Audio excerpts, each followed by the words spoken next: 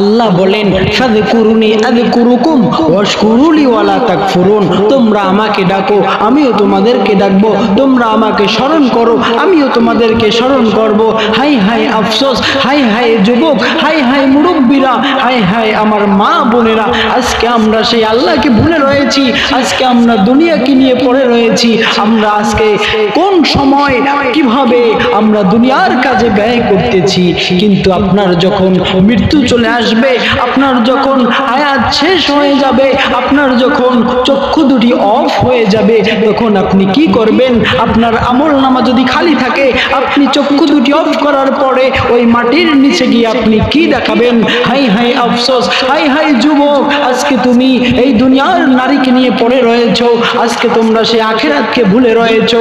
আজকে তোমরা যদি আল্লাহকে স্মরণ করো, আল্লাহ জানিয়ে দিলেন ফাযকুরুনি আযকুরুকুম ওয়াশকুরুলি ওয়ালা তাকফুরুন। তোমরা আমাকে স্মরণ করো, আমিও তোমাদেরকে স্মরণ করব।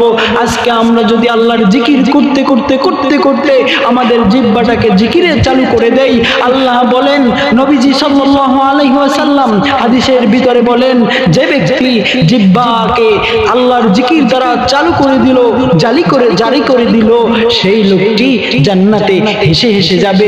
সম্মানিত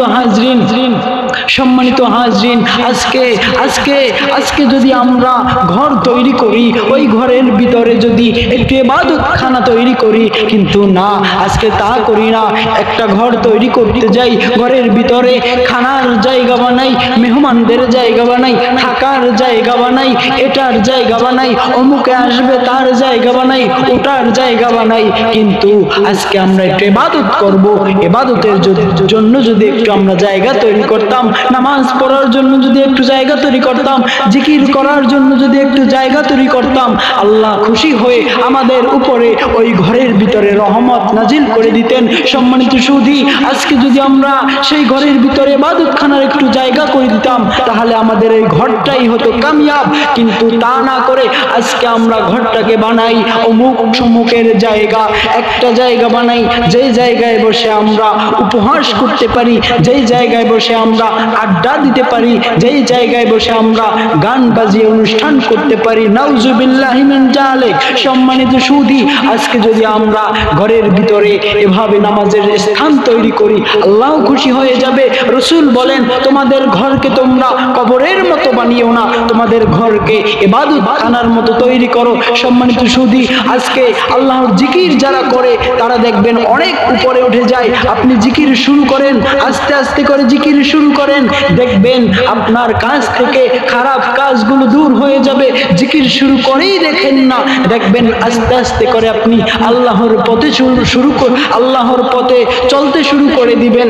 কেননা এই জিকির শয়তান দূরে সরে যায়।